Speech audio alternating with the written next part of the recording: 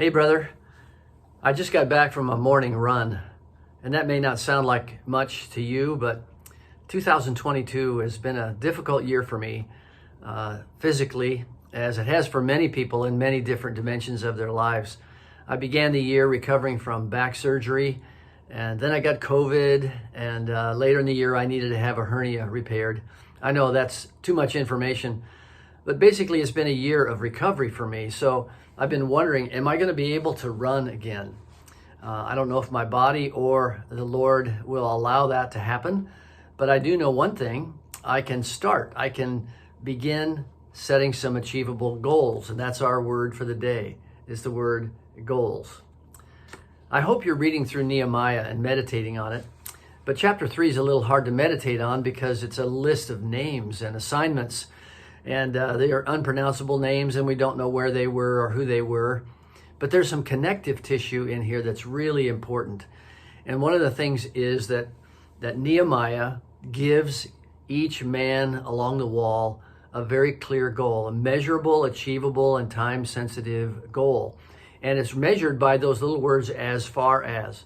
Each man built as far as the next man, and then the next man built as far as the next man. And they looked at it, and all of them might say, listen, I can't architect the city, I can't design this entire wall. But what Nehemiah did was he not only gave them something that was achievable in terms of getting the job done, but he also honored them by expecting them to be able to do something that they could actually perform. And so he's really building up the confidence of the team.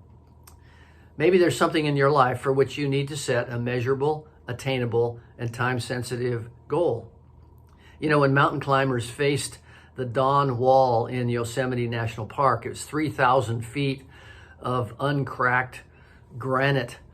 What they set out to do was to climb it in pitches. And a pitch is when the lead climber goes 50 to 100 feet above, and then he belays the man from below. And they achieved it in 30 or 40 pitches, each one as far as they could go at the time. Aren't goals something that help us get going? They help us get started. And maybe there's a goal in your life that you need to set. You may be wondering, well, you know what? I don't know how to fix a faucet. Well, your goal could be to go to Home Depot and buy the parts, or phone a friend. There's something you can do about that. Maybe you're wondering, how do I melt the ice in my marriage relationship?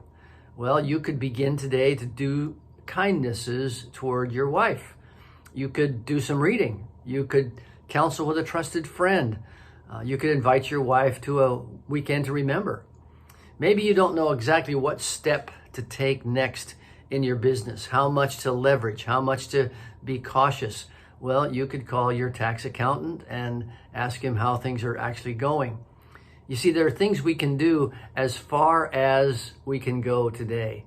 And what a beautiful thing that Nehemiah does as he envisions the entire desire to build the entire wall. What he does is he gives each man an assignment as far as he needs to build it.